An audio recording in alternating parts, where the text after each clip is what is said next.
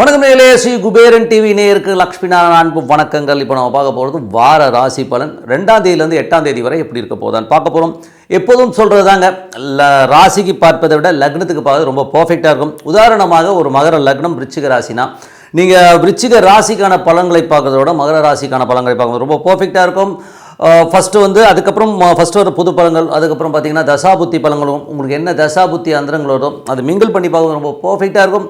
வீடியோட எண்டில் tip of the week இருக்குது, மறக்காமல் பாருங்கள். சிம்மராசி. சிம்மராசிக்கு வந்து பாருங்கள், உங்களுக்கு ராசி அதிபதி சூரியன் வந்து 4ல் இருக்காருங்க. ஸோ 4ல் இருக்கும்போது என்ன மாதிரி விஷயங்கள் இருக்கும், லக்னாதிபதி 4ல் இருக்குது, ரொம்ப சிறப்பான விஷயங்கள். அதுவும் பார்த்திங்கன்னா உங்களுக்கு வந்து சனியுடைய சாரத்தில் இருக்காருங்க. ஸோ அதில் வந்து பார்த்திங்கன்னா ஏதாவது லோன் போட்டு வண்டி வாங்கலாம். ஸோ அந்த மாதிரி விஷயங்களாக இருக்கும். கொஞ்சம் எமோட்டாக இருப்பீங்க, ஏன்னா சூரியன் சனியுடைய சாரத்தில் சின்ன எமோஷன்ஸ் இருக்கும். ஸோ அதை மட்டும் கண்ட்ரோல் பண்ணிட்டீங்கன்னா வேலை சம்மந்தமான விஷயங்கள் சின்ன ஸ்ட்ரெஸ் வந்து போகிறதுக்கான வாய்ப்புகள். பட் இது மற்றபடி வேறு எந்த ப்ராப்ளமும் இருக்காது. பட் என்னென்னா இதில் வந்து பார்த்திங்கன்னா சூரியன் சனியுடைய சாரத்தில் இருக்கும்போது அந்த எமோஷன்ஸுங்கிறத வந்து தவிர்க்க முடியாது.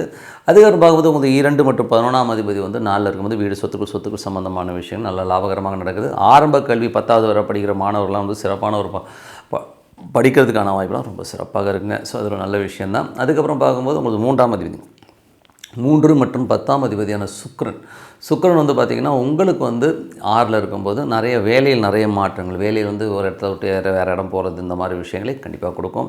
ஸோ அது ஒரு நல்ல மாற்றமாக இருக்குங்க. ஸோ ஒன்றும் பெரிய ப்ராப்ளம் இல்லை. அதுக்கப்புறம் பார்த்திங்கன்னா உங்களுக்கு 4ஆம் அதிபதியான செவ்வாய் 12ல் வந்து நீச்சமாக இருக்கும்போது தாயார் சம்மந்தமான விஷயங்கள், சின்ன அவமானங்களோ தாயாரை நினச்சி கொஞ்சம் கவலைப்படுற மாதிரி விஷயங்கள் நிறையா இருக்கும். ஸோ அதனால் கொஞ்சம் கேர்ஃபுல்லாக நடந்துக்குங்க.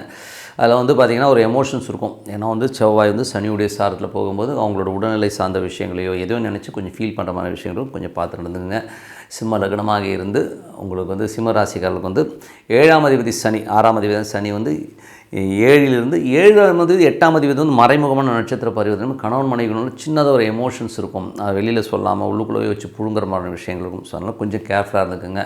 அதுக்கப்புறம் 8ஆம் அதிபதியான குரு. ஸோ 8ஆம் அதிபதியான குரு வந்து பார்த்திங்கன்னா உங்களுக்கு 10ல் இருக்கும்போது தொழில் ரீதியான விஷயங்களை வந்து பெருசாக ரிஸ்க் எடுக்காதீங்க. நடக்கிற தொழில் அப்படியே பார்த்துட்டு வாங்க. கொஞ்சம் கேர்ஃபுல்லாக இருக்கிறது ரொம்ப அவசியம். ஏன்னா அதீதமான ஒரு பேராசைப்பட்டு பெருசாக வரணுங்கிறதுக்காக ரிஸ்க் எடுத்திங்கன்னா அதுக்கப்புறம் நைட்டு தூங்க முடியாது. ஒரு ஸ்ட்ரெஸ்ஸில் மாற்றமான விஷயங்கள் கொஞ்சம் கேர்ஃபுல்லாக இருந்துக்கணும். அதில் 9ஆம் அதிபதியான செவ்வாய். ஸோ 9ஆம் அதிபதி வந்து ராசியிலே இருக்கும்போது தந்தை சார்ந்த விஷயங்கள், வெளிநாட்டில் இருக்கணும், கொஞ்சம் எமோஷனாக இருக்கணும், ஒரு ஸ்ட்ரெஸ் வரதுக்கான வாய்ப்பு, நல்ல ஒரு பிரார்த்தனை பண்ணுறது ரொம்ப நல்லதுங்க. ஸோ கடகலக்கணமாக இருந்து உங்களுக்கு வந்து ராகு தசாபுத்தி அந்தரங்கள். ஸோ ராகு வந்து 8ல் இருந்து அது வந்து 7ஆம் அதிபதியோட ஒரு சார பரிவர்த்தனையில் இருக்கும்போது உங்களுக்கு வந்து கணவன் மனைவிக்குள்ள ஒரு எமோஷன்ஸோ உள்ளுக்குள்ளேயே ஒரு ஸ்ட்ரெஸ்ஸாக இருக்கிற மாதிரி ஃபீல் இருக்கும். ஸோ அதனால கொஞ்சம் கேர்ஃபுல்லாக இருக்கணும். காலகட்டங்கள் சிம்மராசிகளுக்கு வந்து பார்த்திங்கன்னா 9ஆம் அதிபதி. ஸோ 9ஆம் அதிபதி வந்து பார்த்திங்கன்னா ஒரு செவ்வாய் வந்து 12ல் நீச்சமாக இருக்கும். தந்தை சார்ந்த உறவில் ஒரு எமோஷன்ஸோ ஒரு ஸ்ட்ரெஸ்ஸோ இருக்கிறதுக்கான வாய்ப்புகளை கொடுக்கும். கொஞ்சம் வந்து மன ரீதியான விஷயங்களை பின்னாடி பேசுகிறாங்கிற மாதிரி விஷயங்களுக்கும், வெளிநாட்டில் ஒரு சின்ன மன உளைச்சல் கொடுக்கும். ஒரு பிரார்த்தனை பண்ணுங்கள், எல்லாமே சரியாகும். இதெல்லாம் வந்து ஒரு பார்ட் ஆஃப் கேம்ங்கிற மாதிரி தான். ஸோ அது வந்து யாருக்கெல்லாம் செவ்வாய் தசாபுத்தி இருந்தாலும் அவங்களுக்கு தான் ரொம்ப பெரிய பாதிப்புகள் ஏற்படுத்தும். 10ஆம் அதிபதியான சுக்கிரன் வந்து பார்த்திங்கன்னா உங்களுக்கு 6ல் இருக்கும்போது தொழில் ரீதியான விஷயங்கள், கடன்கள் ஏதாச்சும் கேட்டதுன்னா கிடைக்கிறதுக்கான வாய்ப்பு ரொம்ப நல்லா இருக்குது. நல்ல வளர்ச்சி கிடைக்கிறதுக்கான வாய்ப்பும் ரொம்ப நல்லா இருக்குங்க.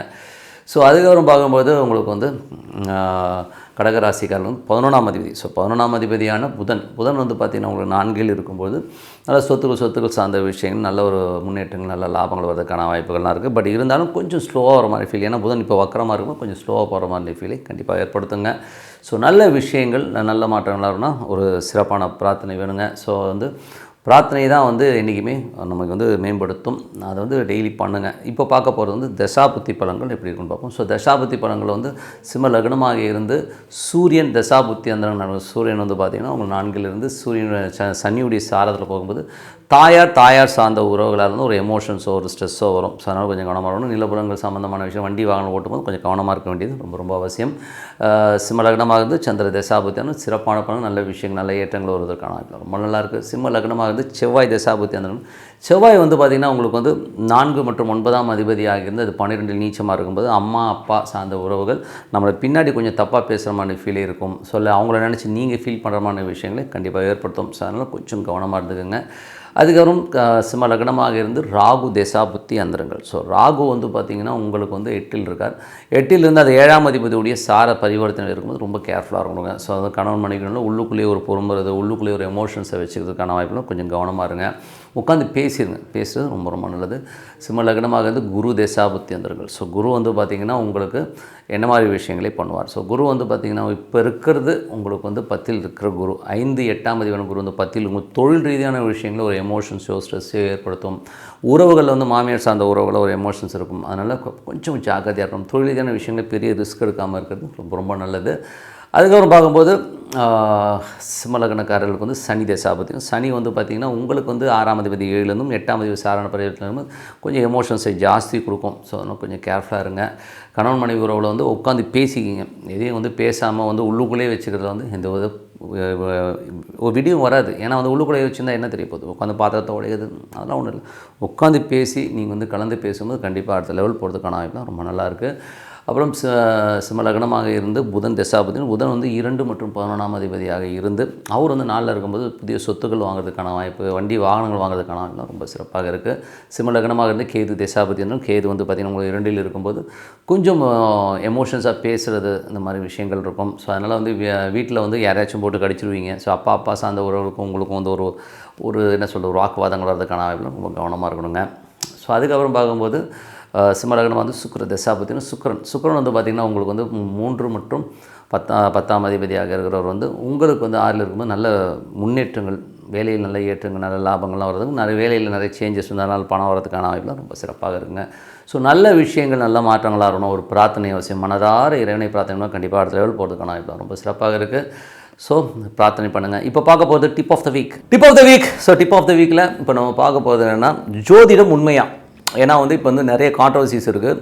நிறைய பேர் வந்து எனக்கு வந்து ஜோதிடம் வந்து பொய்ன்னு சொல்லிவிட்டு இந்த கருப்பு சட்டை போட்டு ஒரு ஆள் வந்து கண்ணாமண்ணன் பேசிகிட்டு இருக்கு. அப்படியே ஸோ ஒரு வீடியோலாம் பார்க்கும்போது எனக்கு என்னடா அது இவ்வளோ கேவலமாக இவ்வளோ மட்டமாக பேசுகிற அப்படின்னு. ஒரு துறையில் இருந்துக்கிட்டு அந்த துறையை பற்றி தெரியாமல் மற்றவங்கள்ட்ட வந்து அவதூறு பேசுகிறதுங்கிறது வந்து ரொம்ப மட்டமான இழிவான செயல்.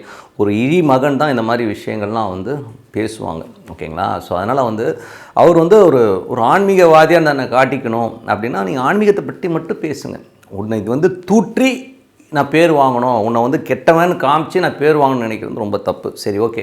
அவர் சொல்கிற பாயிண்ட்ஸ் எல்லாம் பார்த்தீங்கன்னா ரொம்ப ஹம்பக்காக இருக்கும். உண்மையை சொல்ல போனோன்னா அவர் வந்து ஒரு அறிவிலின்னு தான் சொல்லணும். அவர் வந்து முட்டாள் என்னை பொறுத்தவரை. காரணம் என்னென்னா அவர் வந்து தன்னை மேதாவின்னு காட்டிக்கிறதுக்காக இன்னொருத்தனை பழிக்கிறானாலே அவன் ஒரு பெரிய முட்டாள் தானே. எவ்வளோ பெரிய முட்டாள் பாருங்க அவன். ஸோ அந்த மாதிரி ஒரு ஆள். ஸோ எதுக்காக சொல்ல வரேன்னா ஒரு ஜோதிடம்ங்கிறது உண்மையாக பொய்யா அதுக்கு வருவோம் முதல்ல. ஸோ ஜோதிடம் உண்மையாக பொய்யானும் போது எவ்வளோ பேர் பெரிய பெரிய தலைவர்களே பார்த்துட்டோம். ஏன்னா சாமி இல்லைன்னு சொன்னவர் கடைசியில் மஞ்சத்தொட்டு போட்ட கதையெல்லாம் நம்மக்கிட்ட இருக்குது. ஓகேங்களா? மஞ்சத்தொட்டு போட்டது அவங்க ஃபேமிலி ஆளுங்க. நான் வந்து தீகாவை பற்றி பேசலை, வேறு ஒருத்தர் சாதாரணமாக பேசுகிறேன். ஓகேங்களா? நான் வந்து எந்த வித கட்சியை சார்ந்தவனும் கிடையாது, அதுக்காக சொல்கிறேன். பட் ஏன்னா நிறைய சாமி இல்லைன்னு சொன்னோம், கடைசியில் வந்து குடும்பத்தோடு போய் சாமி கும்பிட்டது, மறைமுகமாக சாமி கும்பிட்டது எல்லாமே இருக்குது. ஏன்னா நமக்கு மேலே ஒரு பவர்ஸ் இருக்குங்கிறது உண்மையான விஷயம். இது ஒரு சயின்ஸ். நீங்கள் வெஸ்டர்ன் அஸ்ட்ராலஜியில் போனீங்கன்னா, வெஸ்டர்ன் அஸ்ட்ராலஜியில் வந்து போனீங்கன்னா இந்த கேபி சிஸ்டம், கிருஷ்ணமூர்த்தி பദ്ധதி சிஸ்டமாக இருக்கட்டும், ஏகப்பட்ட நமது பாரம்பரிய பராசரர் முறையில் இருக்கிற ஜோதிட சிஸ்டமாக இருக்கட்டும், எல்லாமே பர்ஃபெக்டாக ஒர்க் ஆகுதுங்க. எப்படி ஒர்க் ஆகுதுன்னா நாங்கள்லாம் வந்து ப்ரூவன் டீட்டெயிலில் வந்து நாங்கள் கையில் வச்சுருக்கோம். யார் வேணால் எப்போ வேணால் வரலாம். என் குருநாதர் ஜிகே அவர்கிட்டலாம் போனீங்கன்னு வைங்களேன், கிட்டத்தட்ட வந்து ஒரு 10 லட்சம் ஜாதகம் தூக்கி போடுவார். ஒரு 10 லட்சம் ஜாதகம் கொஞ்சம் யோசிச்சு பாருங்கள். 1-2 அவ்வளோ ஜாதகம் ஆராய்ச்சி பண்ணி ஒவ்வொரு டேட்டா பேஸோடு எங்ககிட்ட டீட்டெயில் இருக்குது. ஒரு கணவன் மனைவி இப்படி தான் இருப்பாங்கன்னா இந்த ப்ராப்ளம் தான் இருக்கணும், இந்த ப்ராப்ளம் தான் இருக்கும். அதில் வந்து எந்த மாற்றமும் இல்லை.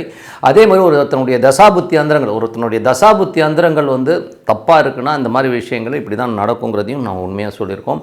அதே மாதிரி வந்து பரிகாரங்கள் வந்து 100% எல்லாத்துக்கும் பரிகாரம் கிடையாதுங்கிறதும் நம்ம தெளிவாக சொல்லியிருக்கோம். ஒரு 30% இதுக்கு தான் பரிகாரங்கள் இருக்குது. அந்த பரிகாரங்கள் வந்து ஒரு நாமினலான விஷயங்களில் வந்து நம்ம பண்ணும்போது கண்டிப்பாக அந்த பரிகாரம் ஓகே ஆகுது. ஸோ ஜோதிடம் உண்மையான ஜோதிடம் கண்டிப்பாக உண்மை. நீங்கள் ஒரு கோயிலுக்கு போய் பாருங்கள், அந்த கோயிலில் வந்து கட்டினவன் முட்டாளா? ஓகேங்களா? அதே மாதிரி வந்து ஜோதிடம் சம்மந்தமான விஷயங்களை எழுதி வச்ச முனிவர்களும் சாஸ்திரத்தை படைத்தவங்களும் முட்டாளா? எனக்கு தெரியலைங்க. ஸோ அப்போ வந்து இவர் அறிவிஜீவி மாதிரியும் மற்றவனெல்லாம் முட்டாளாக்குற ஒரு விஷயத்தை வந்து எப்படி பண்ணுறான்னு எனக்கு தெரியல. ஸோ அது அவ்வளோ மோசமான ஒரு ஆளாக தான் அவர் தெரியல. ஸோ அதனால் வந்து ஜோதிடம்ங்கிறது வந்து நீங்கள் உள்ளே போய் இறங்கி பார்த்தீங்கன்னா என்கிட்ட டேட்டாபேஸ் இருக்குது. ஒவ்வொரு விஷயம் பட்சி சாஸ்திரங்கிறது வந்து எவ்வளோ பர்ஃபெக்டாக ஒர்க் பண்ணுதுங்கிறத என்னால் ப்ரூவ் பண்ண முடியும். நானும் ஒரு 30 வருஷமாக வந்து இதில் வந்து நான் ஆராய்ச்சி பண்ணியிருக்கேன். அவ்வளோ பர்ஃபெக்டாக ஒர்க் ஆகும். சனி சூரியன் பார்வை இருக்கிறவங்க அப்பா புள்ள என்னைக்காச்சும் ஒத்துமையாக இருந்திருக்காங்களா? சனி சூரியன் அந்த தொடர்புள்ள ஜாதகத்தில் உள்ள பொண்ணும் அப்பா எவ்வளோ இன்டிமெசி பாண்டேஜாக இருக்காங்க, அதெல்லாம் என்னால் காட்ட முடியும். அதே மாதிரி வந்து பார்த்தீங்கன்னா நிறைய ஜாதகங்கள் வந்து தசாபுத்திகள் மூலியமாக ஒன்றி சந்தோஷமாக வாழ்கிற எத்தனையோ தம்பதிகளை காட்ட முடியும். இது வந்து ஒரு சயின்ஸ், ஓகேங்களா? இது வந்து மூட நம்பிக்கை கிடையாது, இதில் வந்து சயின்ஸு. மேபி ஒரு சிலர் வந்து பரிகாரன்ற பேரில் பணம் சம்பாதிக்காத ஒரு சில விஷயங்கள் பண்ணியிருக்கலாம் ஒழிய, மற்றபடி வந்து இதெல்லாம் வந்து வாய்க்கு வந்த வரி அவனே இவனே பேசுகிறது, கேவலமாக பேசுகிறதெல்லாம் வந்து அவருக்கு அழகு இல்லை. ஸோ அதனால தான் ஜோதிடம் உண்மை.